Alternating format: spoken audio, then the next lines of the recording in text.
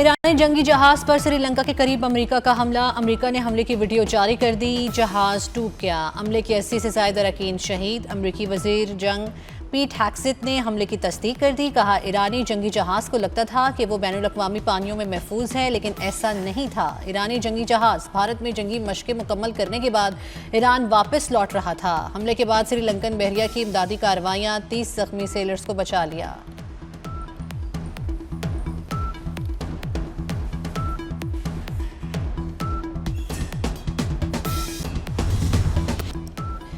ایران میں اسرائیل اور امریکی جارحیت 5ویں روز بھی جاری۔ اسرائیلی فضائیہ کے تہران میں حملے، آزادی اسکوائر پر موجود شہریوں پر بمباری، مہر آباد ہوائی اڈے پر بھی بم برسائے، کئی عمارتیں ملبے کے ڈھیر میں تبدیل، ہر طرف دھواں ہی دھواں۔ ہمدان، اصفہان، شیراز، قم، یزد، فارس سمیت کئی شہروں حملے سے لرز اٹھے۔ 5 روز میں 181 بچوں سمیت 1000 سے زائد افراد شہید، 5402 شہری زخمی۔ امریکہ کا ایران کی آبدوز سمیت 17 بحری جہاز بھی تباہ کرنے کا دعویٰ۔ 2000 اہداف پر حملے کیے، 153 شہروں کو نشانہ بنایا، سینٹ کام کی رپورٹ۔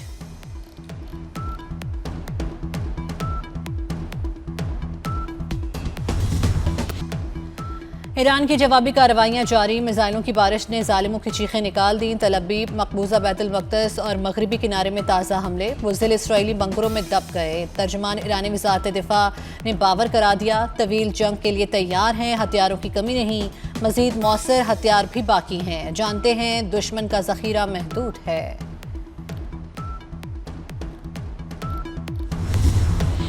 اسرائیلی اور امریکی جرائم کا خمیازہ مشرق وسطیٰ بھی بھگتنے پر مجبور۔ خلیجی ریاستوں میں امریکی تنصیبات ایران کے نشانے پر، سعودی عرب میں امریکی سفارت خانے پر بھی حملہ، CIA اسٹیشن کو نشانہ بنایا گیا، چھت کا ایک حصہ منہدم۔ سعودیہ کی راس تنورہ آئل ریفائنری پر پھر ڈرون حملہ۔ دبئی میں امریکی سفارت خانہ اور فوجیرہ بندرگاہ پر بھی حملے، اب تک 160 امریکی فوجی مارے گئے، ایران کا دعویٰ۔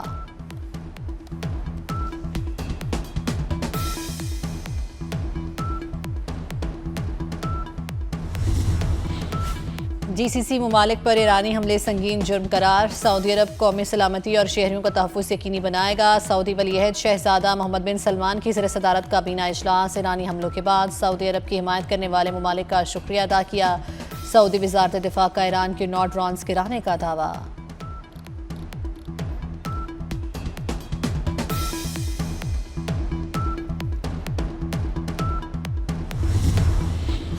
حملے دوست ممالک پر نہیں، نشانہ امریکی تنصیبات ہیں۔ ایرانی قومی سلامتی کی مشیر علی لاریجانی کی وضاحت، کہا پہلے ہی واضح کر دیا تھا خطے میں تمام امریکی تنصیبات نشانہ ہوں گی۔ ایرانی وزیر خارجہ عباس عراقچی بولے مذاکرات کی میز پر بمباری کی گئی، حقیقت پر جھوٹ کے بادل چھائے گئے تو نتیجہ یہی نکلتا ہے، امریکی صدر نے سفارتکاری اور امریکیوں کو دھوکہ دیا۔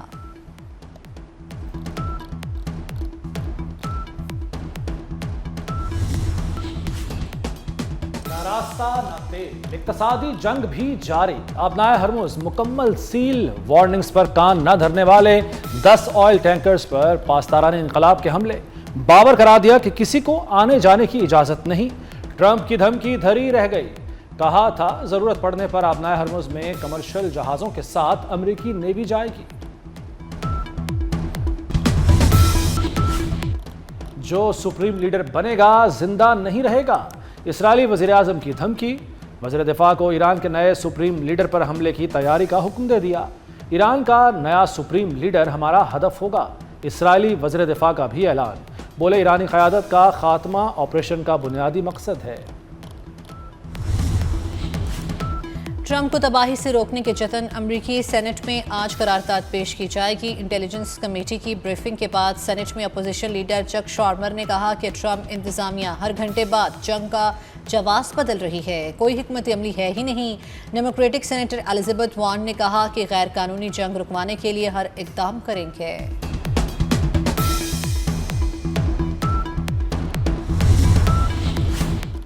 ٹرمپ کو اپنوں ہی کی تنقید کا سامنا، کینیڈین وزیر اعظم مارک کارنی نے ایران پر حملہ عالمی نظام کی ناکامی قرار دے دیا، بولے امریکہ اور اسرائیل نے اقوام متحدہ کو اعتماد میں لیے بغیر حملہ کیا، امریکہ اور اسرائیل سمیت تمام فریقین عالمی قوانین کی پابندی کریں۔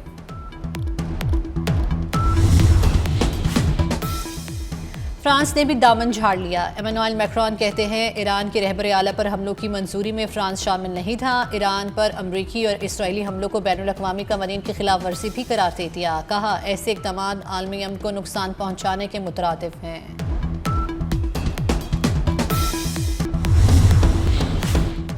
اسپین نے بھی امریکی صدر کے شکوے رد کر دیے۔ ٹرمپ کے تجارت نہ کرنے کے فیصلے پر رد عمل۔ اسپینش وزیر اعظم کہتے ہیں کسی برے کام میں حصے دار نہیں بن سکتے چاہے نتائج کچھ بھی ہوں۔ جو کچھ ہو رہا ہے اقتدار اور مفادات منافی ہے۔ اپنی معیشت اور اداروں پر اعتماد ہے۔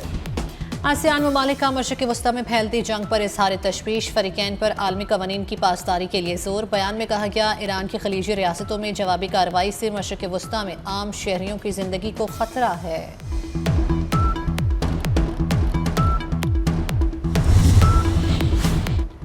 لاہور اور کراچی میں تعینات غیر ہنگامی امریکی سفارتی عملے کو اہل خانہ سمیت پاکستان چھوڑنے کی ہدایت۔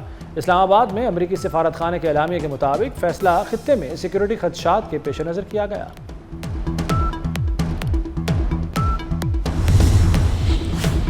مشرق وسطی کی بگڑتی صورتحال خطے کے ممالک پر توانائی بحران کا خطرہ منڈلانے لگا۔ حکومت پاکستان کا توانائی بچت مہم شروع کرنے کا اعلان۔ سینیٹ کی قائمہ کمیٹی برائے خزانہ کے اجلاس میں وزیر خزانہ کی بریفنگ۔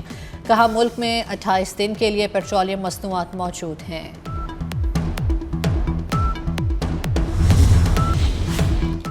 ایران جنگ کے پیش نظر تیل سپلائی متاثر، ہنگامی ضرورت سعودیہ کا پاکستان سے بھرپور تعاون جاری رکھنے کا عزم۔ وفاقی وزیر پیٹرولیم علی پرویز ملک کی سعودی سفیر نواف سعید المالکی سے ملاقات۔ سعودیہ نے بحیرہ احمر میں واقع بندرگاہ یامبو کے ذریعے سپلائی کی یقین دہانی کرا دی۔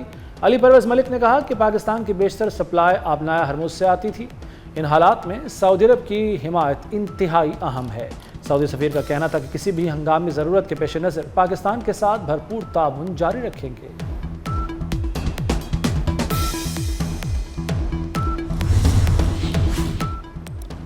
ایشیا کی سٹاک مارکیٹس میں مسلسل تیسرے روز بھی مندی۔ پاکستان سٹاک مارکیٹ میں کاروبار کے آغاز پر 2000 سے زائد پوائنٹس کی کمی۔ امریکی مارکیٹس میں منفی رجحان۔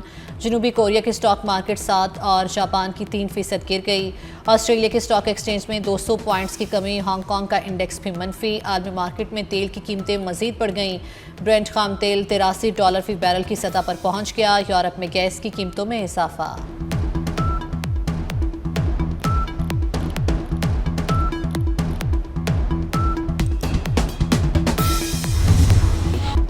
افغان طالبان دہشت گرد تنظیموں کی حمایت ترک کریں۔ فیلڈ مارشل سید عاصم منیر کا دو ٹوک پیغام۔ بابر کرا دیا کہ افغان سرزمین کا پاکستان کے خلاف استعمال ہونا ناقابل قبول ہے۔ سرحد پار سے درپیش خطرات کے خاتمے کے لیے تمام ضروری اقدامات کیے جائیں گے۔ فیلڈ مارشل نے دورہ جنوبی وزیرستان کے دوران آپریشنل تیاریوں کا جائزہ لیا۔ یادگار شہداء پر حاضری، پھول بھی چڑھائے۔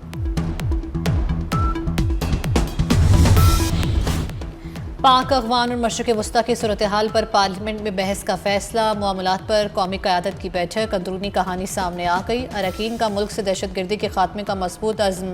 وزیر اعظم نے کہا اپوزیشن نے اجلاس میں شرکت نہ کر کے قومی معاملات پر ذاتی مفاد کو ترجیح دی۔ نیک نیتی سے دعوت دی تھی، آتے تو بہتر ہوتا۔ شرکاء نے وزیر اعظم کے ملک کے وسیع تر مفاد میں سیاسی قیادت کو اعتماد میں لینے کے عدم کو سراہا۔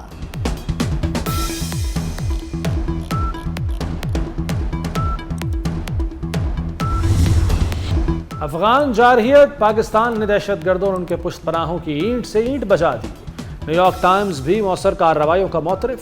آپریشن غضب للحق میں بڑی کامیابی کی تصدیق۔ بگرام ایئر بیس پر بڑی تباہی، aircraft hangar, 2 warehouse تباہ۔ سیٹلائٹ تصاویر بھی سامنے آ گئیں۔ افغان وزارت دفاع کا بھی اعتراف۔ ایک ہفتے میں پاکستان نے 50 سے زائد فضائی حملے کیے۔ 464 کارندے مارے گئے۔ 188 چیک پوسٹیں تباہ، 31 پر قبضہ۔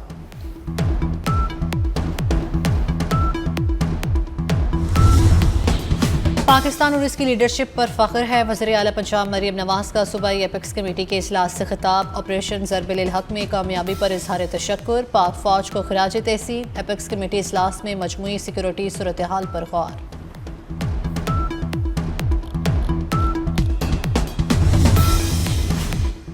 وزیر اعلیٰ سندھ کی دہشت گردی، لینڈ مافیا، غیر قانونی اسلحے کے خلاف مربوط آپریشنز جاری رکھنے کی ہدایت۔ ایپیکس کمیٹی کے اجلاس میں اسٹریٹ کرائم کی روک تھام اور غیر قانونی تارکین وطن کی واپسی پر غور۔ اجلاس میں صوبائی وزیر داخلہ، کور کمانڈر کراچی اور اعلیٰ سول و عسکری قیادت کی شرکت۔ سینیٹری کامہ کمیٹی برائے خزانہ نے ایف پی آر ترمیمی بل 2026 کی منظوری دے دی۔ وزیر خزانہ کہتے ہیں رواں مالی سال کا 4.3 ٹریلین کا ترقیاتی بجٹ ہے جس میں صوبے شامل ہیں۔ حکومتی اخراجات کو کم کرنے کے لیے رائٹ سائزنگ کمیٹی بنائی گئی ہے۔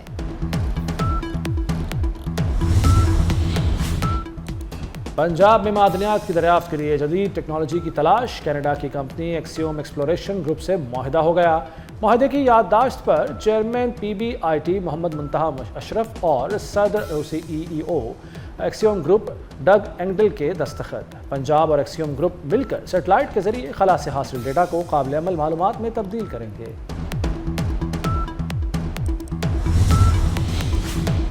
پاکستان کی سلامتی اور تحفظ پہلے ہے۔ کوئٹہ میں قومی پیغام امن کمیٹی کے ارکان کے ہمراہ حافظ طاہر اشرفی کی پریس کانفرنس۔ کہا ہماری افواج فتنہ الخوارج اور فتنہ اور ہندوستان کا بھرپور مقابلہ کر رہی ہیں۔ ریاست اپنے شہریوں کے تحفظ کے لیے ہمہ وقت کوشاں ہیں۔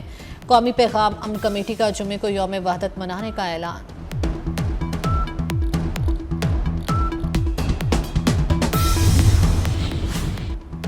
سابق کپتان سرفراز احمد کو پاکستان ٹیسٹ کرکٹ ٹیم کا ہیڈ کوچ بنانے کا فیصلہ۔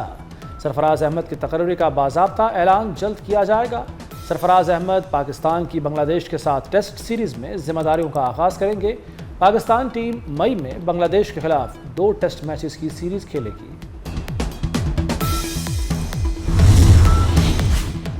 Chairman P C B Mohsin Naqvi سے T20 کپتان سلمان علی آغا اور ون ڈے کپتان شاہین آفریدی کی الگ الگ ملاقات۔ شاہین شاہ آفریدی نے ون ڈے کرکٹ سے متعلق حکمت عملی پر چیئرمین پی سی بی کو بریفنگ دی۔